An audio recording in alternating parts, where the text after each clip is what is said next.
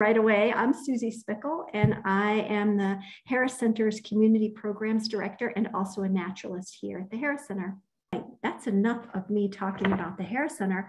I'm so excited to introduce our speaker tonight. This is Michele Chalice. Michele and I met this spring at a pollinator festival, and as soon as I met her, I thought I got to have her come and talk. And I didn't even know this about her until tonight, but Michele comes to her work as a landscape designer through her work as a landscape architect and a resource manager. And she's been doing this work for over 30 years, which is really amazing. And she's decided to focus her attention on what she likes to call her heart work, which is helping people find out how to make better habitats and places around their homes and live more ecologically balanced in their own backyards. So it's a real treat tonight. And I'm going to turn it over to Michele, but I want to remind everybody, put your questions in the chat and we can have a really great conversation tonight. So Michele, take it away. Oh, terrific. Well, thank you very much for that very nice introduction. And yes, my name is Michele Chalice, and I am an environmental landscape designer. And as Susie mentioned, I came to Keene a while ago in 2006 to raise my now teenage daughter. But I'm from the Midwest, where I was indeed a licensed landscape architect. I have a bachelor's and a master's degree and was practicing natural resource management with the Wisconsin Department of Natural Resources. You will see through this presentation that I'm a bit obsessed with gardening, with ecology, and with home energy efficiency. And my consulting company, Healthy Home Habitat, allows me to combine these skills and interests to work with people who are looking to learn about small climate actions they can do every day from their home for a fabulous landscape. How about that? So keep your leaves. I am so excited to take you through an exploration of this natural resource that our shade trees grow all summer long and gift us with each fall. So fall leaves are beautiful. You really must admit. They can smell crisp and cool on a cool day and sound magical as we crunch through them in the forest. So why are we here? Or maybe I'll say, what is your biggest problem with fall leaves? And people have many, but I'm happy to start. For a long time, we have referred to our fall leaves as leaf litter or yard waste, two very common terms. We put them in trash bags to be taken away, right? And for many of us, we feel that there are just too many leaves and that it takes us way too long to rake them and pile them, bring them down to the curb and get rid of them. Here is what I would call the worst case scenario for our leaves. No one gets to use the benefits of the nutrients and humus when leaves are wrapped in plastic like this. They sit in a landfill, taking up very valuable space, much like they are here because they don't change for hundreds of years. And that said, I will qualify that this is indeed the best way to safely dispose of diseased leaves and invasive plants. So I don't want to miss that particular aspect. So, but how did we come to this? Leaves have been very happy on the forest floor through millennia. No raking or removal needed. Native plants grow right through fallen leaves just fine. But as you know, we don't have so much forest floor anymore. We do have so many more driveways, so many more streets, so many more sidewalks and lawns. And our uses of these surfaces do not allow for leaf coverage. So where can we put them, right? Or they fall, how about on the pavement? Well, we cannot leave them here because, as you may have experienced, they're a slick, tripping hazard. So that doesn't work. How about on the lawn? That's where they fall, right? except that we have a love affair with lawn in this nation, period. It's a huge, millions of acres of lawn. And most people know that we cannot leave them as whole leaves on the lawn because these non-native lawns are fragile. They're not accustomed to the leaves. And so they're subject to snow, mold, fungus. So that's not going to work either. Well, that's not going to work because they flow to the street drains. And you've seen this. Then they reduce the capacity of our street drains. And as many of you may have experienced, they often clog these drains. In the past, this was a major contributing factor to flooding in Keene. Quite harmful, quite scary. So street is not going to work. But Keene is a smart place, right? And as with other municipalities in the nation, Keene turns their leaves, as an example, combined with lawn clippings into composted mulch. So let's take a look at that process. Most of us, rake our leaves to the curb, right? Trucks transport these leaves from curb, and in Keene's case, to a transport station. And then huge machines grind and turn that very large pile of both leaves and grass clippings several times throughout the winter. Maybe some of you have seen that pile steaming. I know that I have. And as you probably know, that is a good thing. That heat is killing weed seeds, and we want that. And the last piece of that is then we, as citizens of Keene, go back to that transfer station to get that now compost and bring it home. This past year, you may have noticed, I certainly did, that Keene actually ran out of this lovely compost. I was like, what? Wait a minute. Now, yes, it's true. It still does have little bits of glass and plastic. But I have to admit, I don't wear gloves and I have not had a problem. And I've been really surprised at how clean it is. But yes, as well, we can't use it or shouldn't, or most likely don't want to use it in our vegetable gardens because people use, as we know, pesticides, herbicides, and petrochemical fertilizers on their grass. And those grass clippings are part of this mulch. So that is what happens. And obviously municipalities can help just like this, but this costs us money, right? Too many to describe, answered Keene's Assistant Public Works Director, Duncan Watson, regarding how many leaves in particular Keene generates. They create a mountain here at the landfill every fall. Hundreds, literally hundreds of trucks carry these leaves to Keene's transfer station from the curbs. And it's our tax dollars. This doesn't happen by magic, that pay the staff salaries, the gas, the resource time to make this Herculean effort every year. As many of you may know, worse yet, there's a severe shortage of landfill space. Nobody wants a new one in their backyard. And nationally, 8 million tons of leaves go into landfills each year, according to the EPA. And that's a lot of leaves. So I'm going to stop here for a second. And Susie mentioned this. I find that it's often helpful for people to be able to be prompted for what we've just covered in case you have questions on those topics, because sometimes it's hard to remember later. Okay. Can you just say, Michelle, how much leaves? Oh my gosh.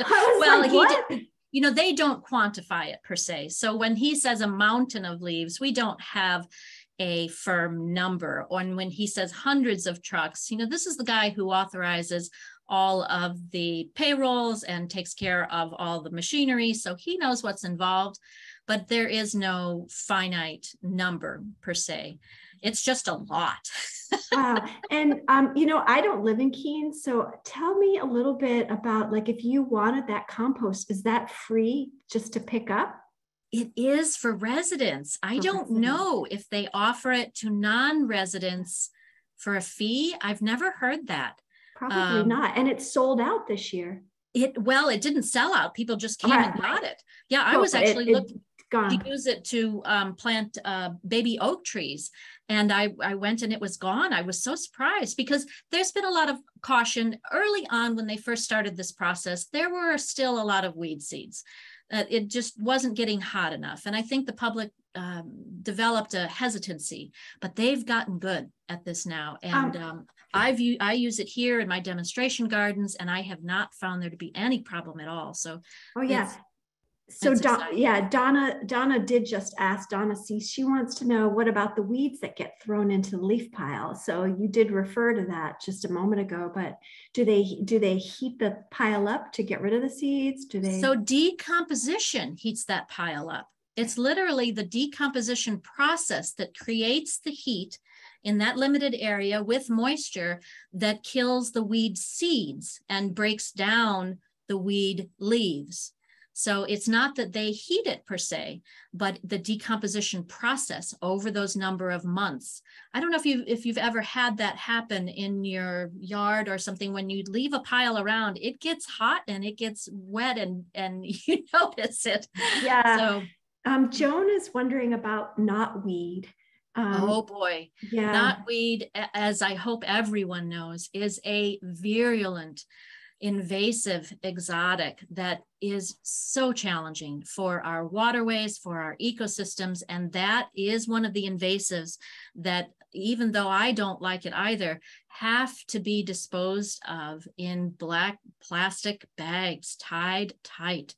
My neighbor son came home from Japan with a bamboo plant that they just thought was lovely.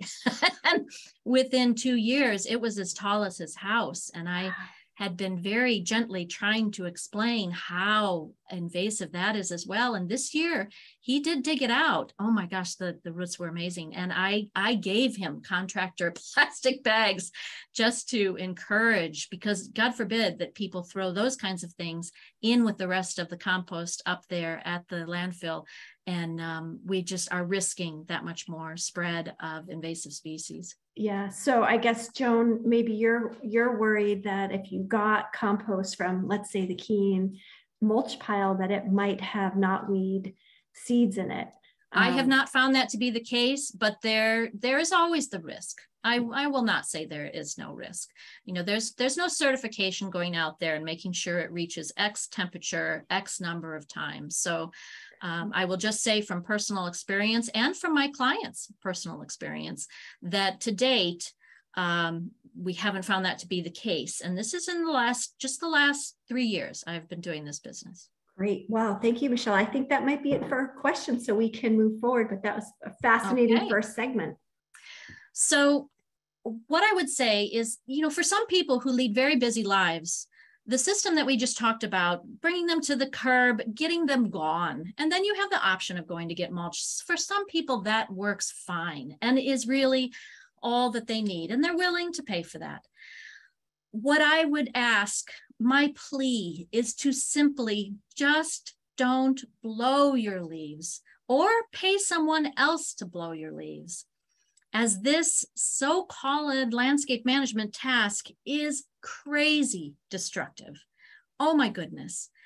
Gas-powered leaf blowers, I'll read it here just because it knocked my socks off the time that I read it, and every time since, emits nearly 300 times the amount of air pollutants as a pickup truck running for the same period. This accounts for gas-powered leaf blowers account for 5 to 10% of the total US emissions of carbon monoxide. Holy geez, that's a really big number.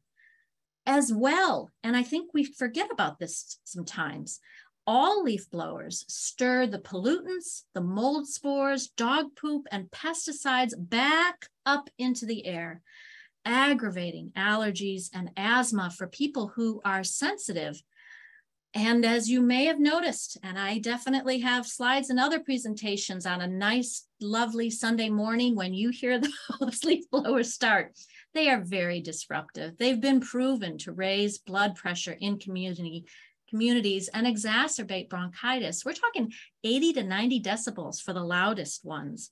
There are cities and states throughout the nation. I was actually going through, there's a whole directory now of all of the cities and states that are finally outright banning gas-powered leaf blowers or regulating them. So, but what about the electric ones, right?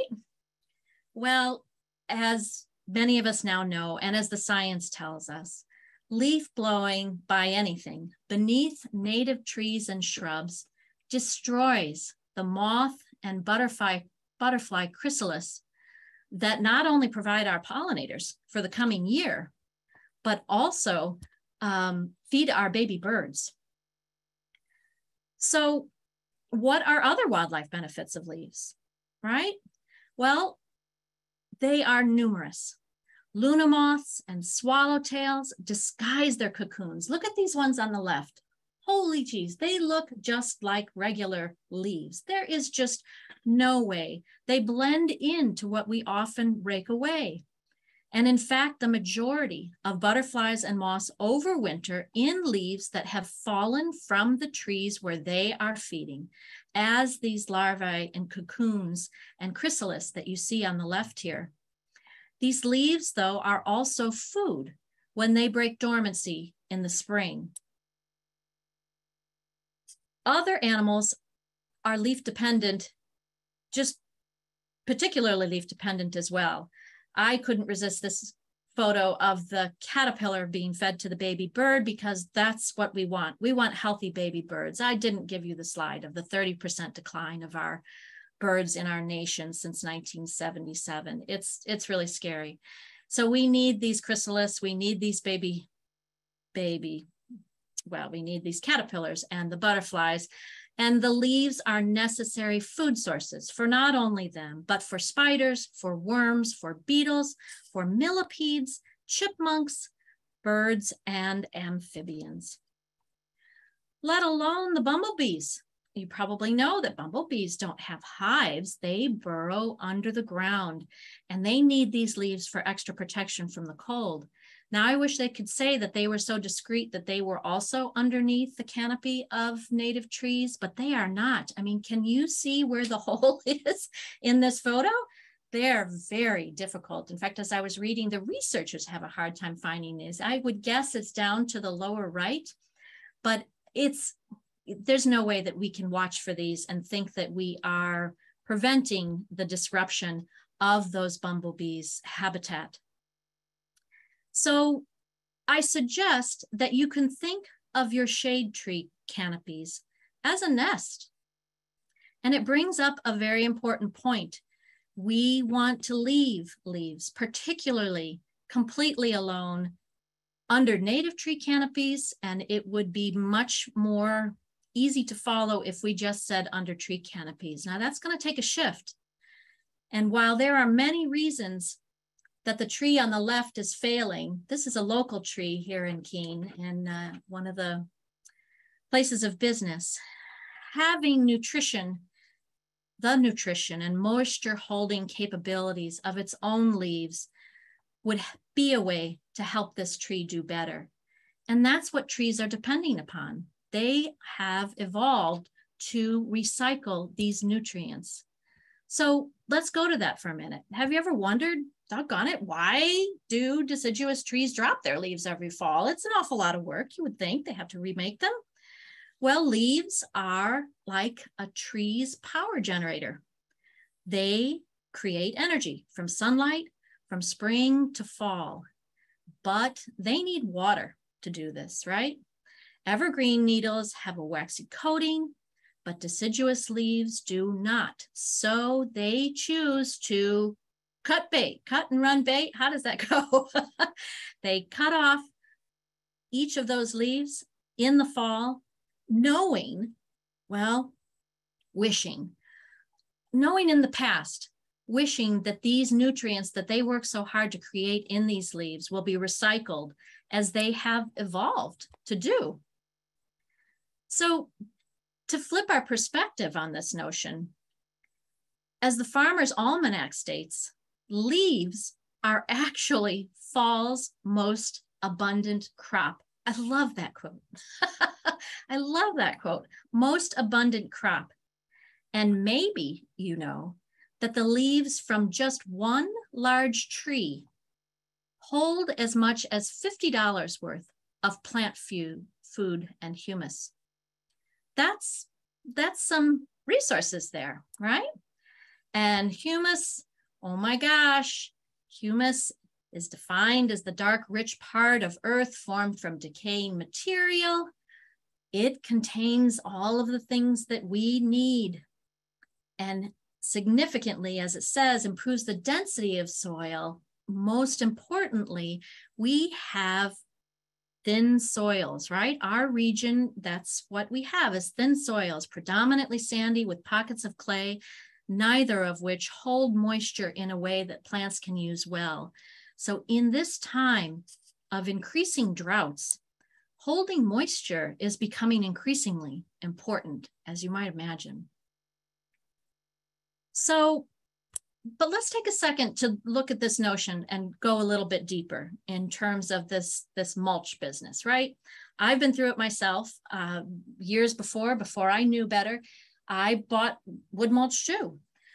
Leaf mulch versus wood mulch. And I didn't put it on here. Both hold moisture, right? Both hold moisture. Wood mulch holds it much tighter. Leaf mulch holds it more loosely. And that is because leaf mulch is light. It allows oxygen. It allows rain to pass through.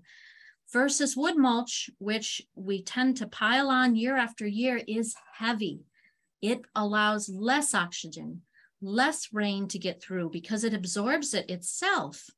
And it makes it harder for other plants in areas where you do want it to come up. Granted, in some areas you don't want it to come up, but in areas where you do want it to come up, it makes it more difficult.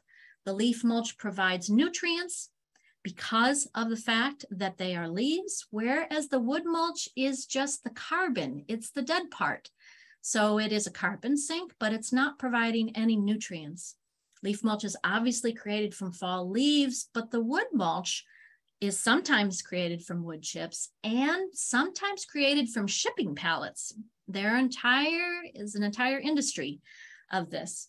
And some of those pallets are treated, right? They're treated so that they don't break down as quickly. They're painted for identification, and we may not want that in our gardens. The leaf mulch provides the important soil microorganisms, particularly bacteria and fungi, and those are the elements that break down minerals in soil to make them available to the plants. And unfortunately, the wood mulch in most cases provide none of that, except for the case where a trimmer has gone in and trimmed young branches, a year or so less. And because they are so young, if you get those particular chips right as they have been chipped, they do have some bacteria and fungi because they're so young. Leaf mulch decomposes quickly within a season, and wood mulch does decompose more slowly. So it lasts a little bit longer. It's true. So that was quite a bit there. I'll stop again just in case something popped up in your mind about any of these topics. I'm looking and I don't see any questions, but let's just give everybody a second to digest everything you just shared. I just have a quick question while people are thinking about the keen leaf, when they pick up the leaves. Do they shred them in any way to facilitate? Oh, yes. Okay, it goes through well, like wait a minute. No, I should be careful about that.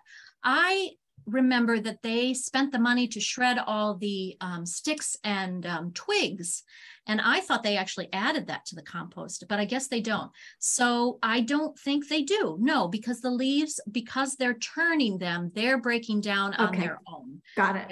In those massive amounts. Great, because some places do shred them. Right? And other municipalities, I think they might. I have not heard of municipalities that would spend the money to shred leaves. Maybe they exist, but I have not heard of that because in those larger quantities, they do break down pretty quickly. Great. Okay, here's a couple of questions are rolling in. What about coconut shell mulch? Is that any better than wood chip mulch or So leaf once mulch? again, it's a dead product, it's carbon. And so it is a mulch.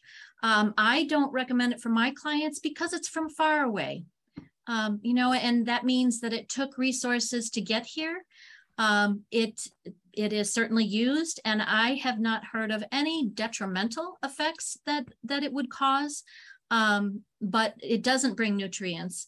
The part that we eat, the white part, is what has the nutrients, and I don't particularly recommend it just because of the resource aspect. Great. Here's a couple of other questions. Donna's got a question that I myself have wondered about. How long do we have to leave the leaves in the garden? I have no problem leaving them there for winter, but I want to clean them up in April. So how long to leave the leaves? There is the rub, right? And you'll hear me talk about this a little bit later. We have this propensity to want to clean, right? And it almost is, it's a representation of us to everyone in our neighborhood. Our landscape is a representation of us. So we want people to know, and we want ourselves to know, that we are taking care of it. But I would suggest to you that the forest functions without being cleaned. And if we were to go in and clean the forest, as actually has been done in forestry for many decades now, where we are finding it is extremely detrimental. So it's almost as if we have to kind of hold ourselves back and say, oh my gosh, I really want to clean that. But it's not meant to be cleaned. What is really important, and what he might be referring to, and hopefully I would imagine he knows this, and we'll talk about this earlier, is to make sure that the leaves haven't moved and are covering the plant crowns or piling up against the bark of either shrubs or trees. So that is definitely something. And in general, cleaning up does happen with all the sticks and the twigs that are bothering you, the long sticks that come up from the daylilies, from the former blooms. And I heartily recommend that people go at it, cut them down to 12 inches. You'll notice that in many cases, many of these stalks from our perennials are hollow, and those are nesting spots for our pollinators. So after March, anybody who was down in there sleeping has come out, and you're creating more new spaces by cutting them only to 12 inches. The new plant grows up and you don't see those sticks anymore. The process for some of our native bees that nest in those cavities and those hollow spots is a 2-year process. So come March, I think it's after 5 days of 50-degree weather, you go for it. Take out all those things that are on the top that are bothering you.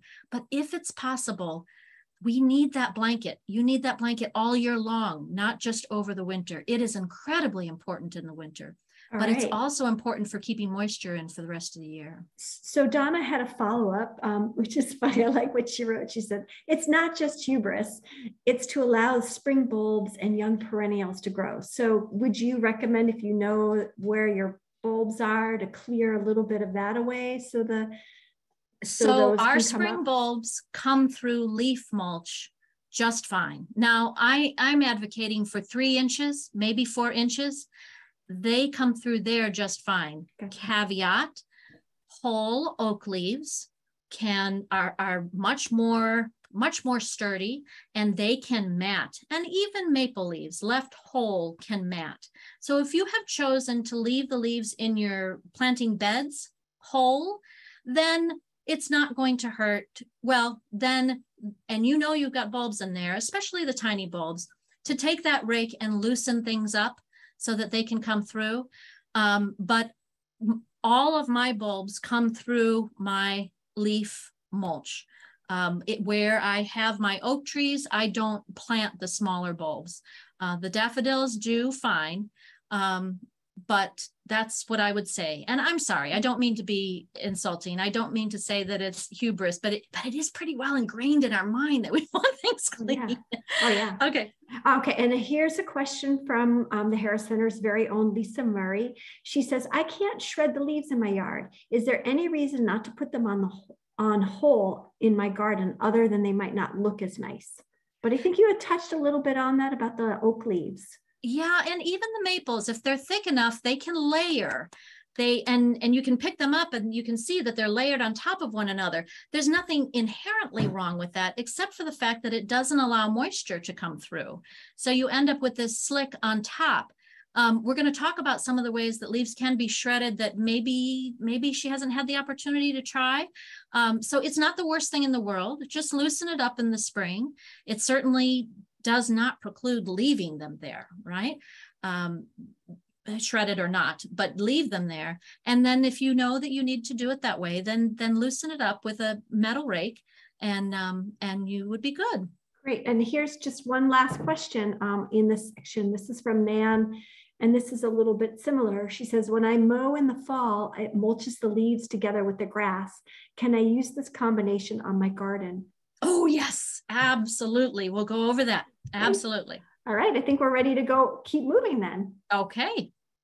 So landscaping budget. I put a question mark there because I don't know about you, but okay, I can set a number, but somehow I really wish I could grow the dollar bills because landscape management and plantings can be expensive, period. They just are.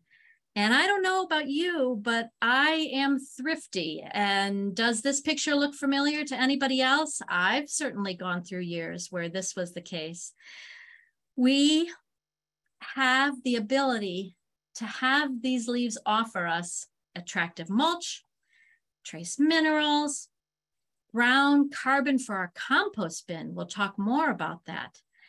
They are an alternative to buying this expensive shredded mulch in plastic bags that we lug from the store to home and then from our cars down to the ground, and which doesn't provide the nutrients. You may know, pound for pound, leaves contain twice the mineral content of manure, let alone the humus that we have talked about already. So if you don't want to work as hard as raking them down to the curb, dragging them, bagging all your leaves, there are, as you might guess, several less strenuous options. And the first one is, here we go, mow them into your lawn, shred, pile, and compost. And let's take a look at each of those because there are different ways to handle them. And first of all are your considerations. You know, you have a unique circumstance that is not necessarily the case in other people's property. When do you need the benefit of these leaves? And these considerations help you determine which of these methods to use. Do you mind seeing a pile of leaves over the winter? Some people are just fine with that. Some people, oh no, that's just not acceptable because of they have a small yard, they're in town, whatever. How much space do you have available? Is your priority the decorative mulch itself or plant nutrients? And how many leaves do you get? You know, some of us get some of us get a lot. So how about if we take these one by one, mowing the leaves into your lawn? Researchers at the Michigan State University have shown that lawns actually benefit from thin layers of shredded leaves. This is my first choice. Obviously, it saves money because the leaves are free fertilizer. It's a direct deposit. Those trace nutrients go directly fall between the grass pieces down to the soil, and those tiny leaf bits feed the fungi and the beneficial soil bacteria. The catch is you set your mower to the highest setting, and you have to go once weekly to prevent leaf piles because wet leaf piles are going to be tough. Now, I'll say, and we'll talk about this later too, but this picture on the left here is my very tiny electric mower, and that's what I use. So let's talk about the shredding for a minute. What's the deal? Why shred the leaves? What's the advantage? Why take that step? Well, we've already talked about the fact that we can't leave them whole on the lawns because they don't work well together. They don't play well together. But once again, any frugal fanatics that are out here, we have multiple benefits for one action. And I love, this is a 6 fir. I like 2 firs, I like 3 firs, but 6 firs, oh my goodness. As soon as you shred the leaves, you're increasing the surface area, and that speeds up the release of the nutrients. So leaving them whole means that it takes longer for those nutrients to be available to the plants. Here's the important one for many of us. Shredded leaves stay put. They don't blow away. They don't have the surface area where the wind can get underneath there and pop it away. And the shredding reduces your leaf pile size by up to 95%. That's always staggering for me. It's really interesting because you're decreasing all of those pieces, 95%. That takes that big mountain down for your own mountain. The 3 to 4 inch shredded leaf blanket that we were talking about, for use all year, the reason we want it there is because it traps moisture, which we talked about needing important. We want to keep that moisture next to those plants' roots. It repels the sun's rays, not only to cool the soil temperature, which is increasingly important, but also it blocks the sun from getting to the weed seeds that are in the soil. So you're reducing the number of weed seeds that are able to sprout and grow and need to be weeded. And very importantly, it protects the plants from drying winter winds. We're not getting the snow that we used to. Our snow was a wonderful protector for our perennial plants, for all of our plants. It moderated the temperature. It reduced the amount of desiccating wind, but we're not getting that. Shredded leaves can be mixed directly into the garden soil. And so that is the same with the grass as well. For our person who asked that question, if you know that you haven't put anything on that grass in terms of herbicides or pesticides, that can go into all of your garden soils, your vegetable garden, and it can be directly mixed in. The leaves will slowly release their nutrients and provide that humus. And the nice part is that shredding leaves can happen in several different ways. So my best first choice is always use your own mower. You can get fancy. And then there are a couple not so safe options. Let's take a look. So using your own mower, you own this already. It's cheap. You set it at its highest setting. It's not crazy high, but it's higher. It's safe because we know how to use our mower, right? It's not physically difficult because our mower has a bag that's only so big. And you have chosen the mower to be the size, hopefully, that you can wrangle with the least amount of problems. Now, you know, that said, once again, this is my teeny tiny electric mower here. And you can see on the farthest left photo, that's a decent covering of leaves. That's at least an inch, inch and a half there. And you can tell by the dark color in both photos that those are moist. So they don't have to be completely dry. I think it's easiest when they're completely dry, but none of us are perfect. And this did fine. And you can see how it was shredded there in that bag. So once again, though, the catch is that it's a weekly activity. I don't think even I could send my little mower into a huge, big pile. That's just not gonna work. So then you can get fancy. There are now these vacuum shredders, and boy, I bought this Vac Attack to give that a try, a Ryobi. And I used to, as we were just talking about, chide my neighbors about what looked like they're cleaning their garden beds, then going back out and buying plastic bags of colored dead mulch. But this is different. We're vacuuming the leaves off of pavement, and that's important. This particular gadget, it has wheels on the front. You can kind of see the wheels in this middle picture, but you're also holding it, and the bag below is a good size, but it gets heavy and it swings. It has a little clip, so it's not supposed to swing a lot, but it's pricey. You know, it's over $150. You might find it less on eBay. I bought the battery powered version, and that is very satisfying. I'm not tripping over the cord. I still have corded machinery, but I have to admit, however, that makes it heavier too. It is a large bag, and you can see on the far right, it creates a fine mulch. and it's gorgeous. I really think it does a great job. Now, there are others too, still getting fancy. This one is different. This model folds up in half. It's very light, and it works best, as both do, for smaller amounts of leaves on paved surfaces. This particular one, because it's going along the ground and in general, it's not as fragile. It's also electric. Again, both of these are very quiet, and the electric, as you know, for almost all things, if I'm not mistaken, has the lightest carbon footprint, and the quiet is very nice.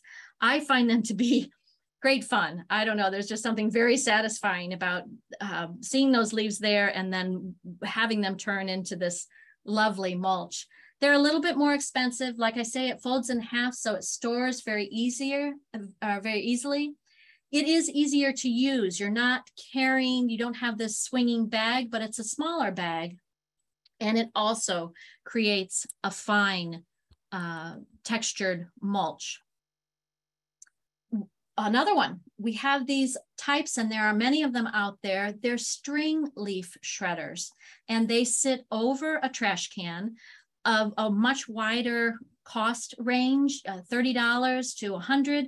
They are bulky to store, and they're safe, but they are loud and dusty. I really feel you must have protective glasses because you've got lots of things flying around.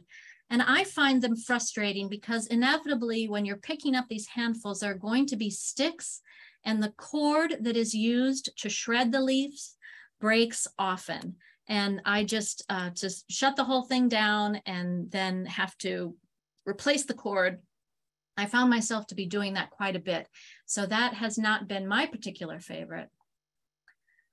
And then we have the not such a great idea way to shred leaves. Now, it's true. This is definitely less than $100. It's very easy to store. You can hang a string trimmer. We've all got an extra garbage can around. It's crazy loud and dusty.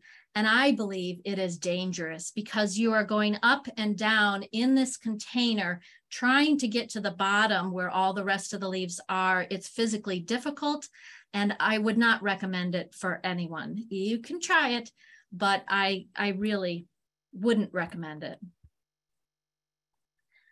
So number 3, remember we had number 1, mow the leaves into your lawn outside of the tree canopies. Number 2, shred the leaves from your pavement, your driveways, your walkways.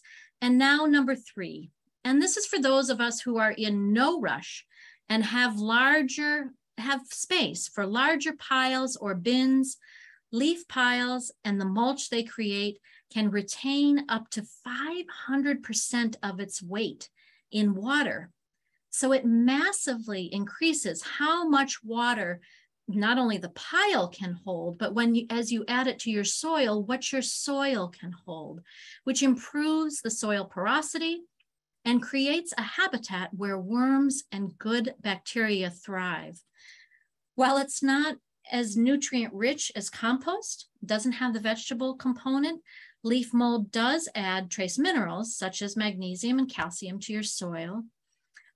Leaves can be piled thick to create new garden areas. I don't know about you, but I do not enjoy taking up grass when I want a new garden area, and leaving a pile of leaves for over the winter will go quite far in helping that grass to rot and break down so that you can have a new garden area. It also makes great bedding for a worm farm, for vermiculture. And it is very simple. You're just raking these leaves into a pile where you are going to be fine with it sitting for 1 to 3 years. The fungi take over and you end up with nice, sweet smelling soil. Now you can be a little bit more presentable about it with this idea on the left with the chicken wire. I've used smaller chicken wire and larger wire. 2 posts go into the ground. You wrap around that. I use zip ties to close it. And you can really have this be whatever diameter you want. It doesn't have to be a certain size, but it does help to contain the leaves so they're not spreading around, because a leaf pile is going to have blowing leaves. That's true. So you wouldn't want that to happen next to where your driveway is or where your walking surface is. You don't want to create a hazard, but it is a great, easy way, one of the easiest ways there is. So number 4, the last, composting. Leaves are a great brown to balance all those greens we add to our compost bins all winter. I keep a bag of these fall leaves, whole or shredded, next to my compost bin all winter long to pull out handfuls and combine it with whatever vegetables I'm putting into my compost pile to avoid that spring slime yuck that can sometimes happen when we're just putting vegetables all winter long. Compost, as you know, is a mix of the browns and the greens. And when you really do it right, when you have an area that has the correct moisture, that is getting enough sun, that heat, you'll see it steaming, can destroy those pathogens and weed seeds right on your property. You can add manure or wood chips. The manure helps to accelerate the breakdown process. And this is the healthiest of all because you have all of your nutrients. It's packed. And it is a wonderful thing to put on all of your garden beds. And goodness gracious, who doesn't want better vegetables, right? They are so much fun for anyone. And I could have picked fruit tree too, but I just love this photo. And if you've got the time, there are great fun ways to play with this idea because it takes a while. People have obviously gotten very creative and used the notion of the supports with the wire mesh to create some, I would say, almost sculptural elements, which can add a bit of whimsy. And I think there's something to be said for that. So let's step back for a minute. What do you do with all these leaves once you shred them, right? Well, I appreciate this mix of colors, and you may or may not. I think it's gorgeous. When it's wet, you see all of these colors come out even more. And you can have painted wood mulch, but it is a flat color. There is very little that compares to this milieu of colors. My daughter might call it ombre, mix. Linden leaves in particular, the golden little leaves, oh my gosh, that's just magical. It's just gorgeous. And that happens at a different time than the rest of the leaves happen. So I tend to go out and find those trees just to harvest those leaves for mulch. I use it as a base on all of my planting areas, whether they be perennial, whether they be shrubs, whether they be fruit, and in particular on or in your garden. We also spoke about the fact for compost. Now, shredded leaves can go in just as is because eventually most of us will balance out the greens with those browns. And for many of us, those leaves, those shredded leaves are going to have a component of lawn clippings in them as well. But I have to admit, I want to take that mulch out of there on the left because I want it on my garden beds. And if you look very closely, there is a black plastic bag behind this tumbler composter that, as I say, lives there. I end up taking the ice off of it during the winter, but it's really convenient to have it right there and be able to get that handful out and add it to as you're going along so that you don't have that slime mix come springtime. So once again, that's quite a bit of material. Anything pop up for somebody that they'd like to broach while it's on the tip of their tongue? Yeah, there was a lot of great questions. Okay. One question was asked by multiple people, and that is, when you're shredding up the leaves, doesn't that destroy or harm the larvae and cocoons and all of those things? If you do that, so the larvae and cocoons have fallen from the tree where they were eating the leaves. And that is why I am strongly suggesting that we do not do this underneath the canopy of our shade trees. We know that our oak trees and our cherry trees are host species and keystone species for up to 500 Lepidoptera, the moth and butterfly species. And they come to those trees to eat those leaves, and they make their chrysalis right there. And they're hanging from those host plants. They do not fly to another plant somewhere and make their chrysalis there. They stay put. So luckily for us, in some senses, they are concentrated at those shade trees, and then they drop. If you've ever seen how they hang, it's a very delicate place where they hang. So they eventually drop right into what I call the drip line canopy of that shade tree. So if we concentrate on only shredding the leaves on the lawn areas that are outside of that tree canopy and our driveways and our walkways, then we have to worry much, much, much less about bothering any of those chrysalises or cocoons, because we're not in the area where they directly fell. Now, that doesn't prevent us from disturbing the bumblebee nests. I seem to see, though, that the bumblebees, at least in my demonstration gardens, happen more in the garden areas.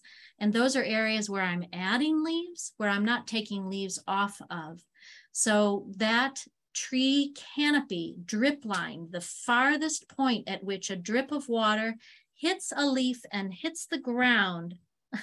I almost wish that I could put flags in a circle, you know, the little metal flags with the plastic top in a circle around to say, or snow fencing, stay out of here. This is a butterfly nest as far as I'm concerned. So yes, if you decide to shred the leaves under those tree canopies, yes, you absolutely run that risk. Great, thank you. And then Taffy asked a question that I wondered about too, which was, will the vacuum bagger pick up acorns? You know, I actually did a video earlier today with that second of the fancy gadgets, the one that you push. And I didn't have, I would say no, absolutely. I don't think so. Because, and if it does, you're going to hear it because the shredder is right there. And so it will pick up some of the, because I have a gravel surface, so you can hear it, but I really doubt that they would pick up the acorns unless it's in a mass of leaves and it just picks it up. But it's going to kick it out because acorns are so dense, it can't cut an acorn. So it also left the little puff balls. I had some puff balls in my leaves today, and I noticed it left those behind as well. So I have not found that to be the case. You may prove me wrong, but that would be my answer. That's great. Okay. And then Nan asked a question. She says, so I'm supposing that you can't add 1 year's of compost to the next year's. You need a separate compost or pile for each year in order to let everything decay properly.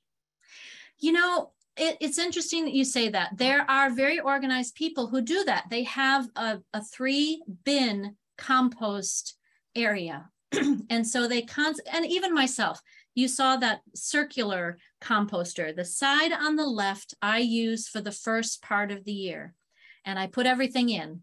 And then once July comes, I leave that be and I go to the other side and I fill the other side, because you do want there to be that rest and stirring period where you're not consistently adding new material.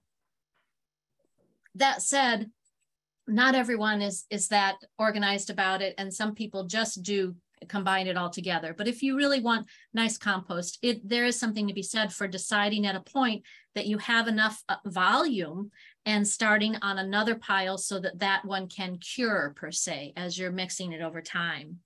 That's great. I just want to add a follow-up from Taffy, who writes, last year I tried an old shop vac to pick up acorns and it worked. I could then dump the acorns in my woods compost pile under a hedgerow. Taffy, that's a great idea for the— Wow. Yeah, absolutely. That is a shop vac is a much more concentrated suck. That's a much stronger, you have a much smaller head. And that's a very interesting idea. Yeah. I love it. They are definitely a trip hazard. 100%. And we want those seeds back in the areas where they can make new little trees. Plus, lots of animals eat them. Oh so, my gosh, absolutely. Yeah. Taffy, I'm going to credit you with a big thank you when I'm vacuuming up my acorns behind my house. Oh, that's going to be loud, by the way. I'll wear ear the protection. Shop vac and the rattling acorns. Wow. It's true. All right, that's the end of our questions. Okay. So then there's the age-old discussion. Which leaves are best, right? The short answer is that they all have their own benefits. But to be more specific, and you might be happy to know because we like our sugar maples here, they have the highest fertilizer value for the trees in our area. Black walnut and butternut, both in the juglus family, as you probably know, contain that herbicide, contain that component that keeps other plants out of their drip line, and that is in the leaves as well, and it functions as a natural herbicide for a period of time. 6 weeks, 4 weeks, until that decomposition breaks it down. But there are some beds where you would like to have less other things growing, and you could utilize it that way. Eastern hemlock needles are high in nitrogen, as you might guess. And pine needles, very fine and light. They can be used anywhere. And while we're at it, let's dispel that myth that pine needles will increase acidity. I've fallen for that one early on myself. Once again, the decomposition process neutralizes that acidity over a several week period. So maybe right at the beginning for a little bit, but not over the long haul. Oak leaves, we talked about this a little bit before, they are tough with tannins. And the good news is when you have those on your driveways or your lawns outside of the tree canopy, because they're tougher, they make a longer lasting shredded mulch, which has its benefits, right? For the places that you don't want to have to deal with more than necessary, that shredded mulch lasts the longest out of all of them. So we're getting closer to the end here. Let's go to the be sure tos. We mentioned this a little bit earlier on. Be careful, don't use that city leaf mulch on vegetable gardens because we don't know what people put on those grass clippings. And we don't want that coming up into the vegetables that we grow. And we didn't speak of this as much, but the diseased leaves, in particular, we had a lot of fire blight in our region this year, and we don't want to add those to what we're shredding. We don't want to add those to anything because that bacteria can continue to live. Once again, they need to go in those plastic bags and tied up so that we don't spread them. Okay, here's the mulch deal, right? Keep that shredded leaf mulch around the shrub trunks and stems. Do not make your own mulch volcano. I don't know what it is inside of us that makes us do that, but bark is not meant to hold moisture. And when you pile that mulch against the tree bark, not only are you risking disease of that tree, but you're encouraging the roots to come up where they can get the moisture. Please don't do that. Don't cover the ground covers either. When you put mulch directly on top of the plant, it will rot because it's going to decompose. You can see this is a wonderful way to be able to, though, use that shredded leaf mulch in a ground cover area. She's using a straw broom and very gently allowing that mulch to go through the leaves down to the bottom. And it's the same with your perennials. We want that 3 to 4 inch blanket, but we want it around that crown, underneath the leaves, not right on top of the main parts of the plant. I'll go back to this again.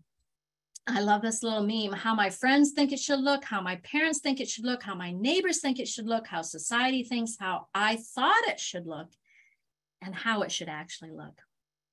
Incorrectly applying the mulch around a tree, a trunk actually severely compromises its health. I have a picture here of a recent client who bought a ginkgo tree, and I happened to go visit, and the tree was under stress. You can tell that because it has the little branches on the bottom. And I tried to explain, we want a flat area of mulch with a little edge around the outside, and in their case, actually a horseshoe because they have a slope. We want to catch that moisture, but have that moisture be caught in an area outside, basically in the drip line of this younger tree, so that it feeds the roots and that the bark mulch isn't against the trunk. Really, really important. I would ask you to consider your neighbor relations. Once again, people take a lot of pride in how their house looks and how their landscape looks. This is a picture that shows a very amazing restored space, a garden of native plants by Benjamin Vogt of monarchgar.com. And you can see he lives in a subdivision. And his yard is the only yard in this gold oval here that has this diverse mix of plants. He only mows it once a year. There's no watering, and he doesn't have to use any chemicals on it. But everybody else is still has a regular lawn, and that can cause some friction. So what I would suggest, and we're starting to see more and more of these, I'm so glad to see, is that we can use signs. This is one that I use for my demonstration gardens and for my clients. And it helps to explain it's not just messy with crushed leaves, it's healthy, and explain some of the reasons why. And it also goes into perennial plants don't need to be bought every year. Ground cover plants don't need mowing. The diversity, providing food to pollinators like butterflies. But there are other signs as well. Wild Seed Project out of Maine has this fabulous sign that talks about the blowing and the impact of the shredding and the notion of building living soil, insulating those plant roots and sustaining the birds. Healthy Backyard has a lovely one as well. I just think this is beautiful. And it talks about not only the dead leaves and the wood, but also the grassy stalks. We talked about chopping those back to 12 inches in March, because they have value as pollinator haven. So those plants, those signs can be very helpful. They kind of give you they allow for people to take the information in when you're not there, you know, when they're walking by, and they can consider that. And in my mind, at least in some cases, you're going to get some brownie points for doing good when they may have not realized that before. And that, I think, can help neighbor relations. So I hope we didn't go over here. In summary, I would ask you to keep your leaves. They are nature's natural fertilizer, rich in nutrients, and effective free mulch. And once fully decomposed, help us to build our thin soils to grow the things that we would like to grow that aren't necessarily native, like vegetables. They're an exceptional free resource. And the only reason that we need to modify these leaves is because we're not using them for forest floors. So my name is Michele Chalice, and I have a little company called Healthy Home Habitats. And I am in the Monadnock region designing happier, healthier, beautiful, and delightful ways to live in your landscape. And I would invite you, if you're curious at all, to go to the website. I'm on Facebook and Instagram, and to email me if you're interested in finding out what the latest events, workshops, or programs are. I thank you for your time. Wow, Michele, that was awesome. Thank you so much. You gave us the gold, the brown gold, the speckled golden gold, all the great gold of leaf compost. And thank you to everybody else who was here. And I did put Michele's website in the chat. Feel free to click on that. We'll be sending this out as a video for you to watch again, and we'll include Michele's information in that as well. And I do encourage you to reach out. Ask her your questions, check out what other programs and workshops she has coming up. And all of you, let's leave the leaves. And thank you again, Michele. Yay. Terrific. So no more questions. We're good? No more questions. We're good. Yeah. All right. Well, terrific. Have a wonderful evening, and I hope to talk to you again soon. Sounds great. Thank you. Good night, everybody.